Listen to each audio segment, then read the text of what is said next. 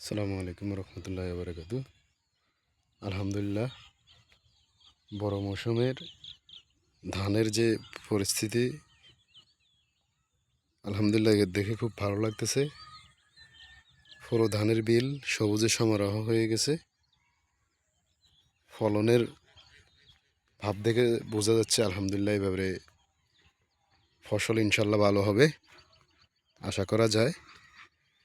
পুরা মাঠ, ধানের মাঠগুলো একবারই সবুজে সমারোহ হয়ে গেছে। দেখে খুব ভালো লাগতেছে এবং মনে খুব শান্তি লাগে। আশা করি হয়তো আল্লাহ এবারের ফসলটাও ভালো দিবে ইনশাল্লাহ। বাকিটা আল্লাহর হাতে, লক্ষণ দেখে বোঝা যাচ্ছে সেরকম।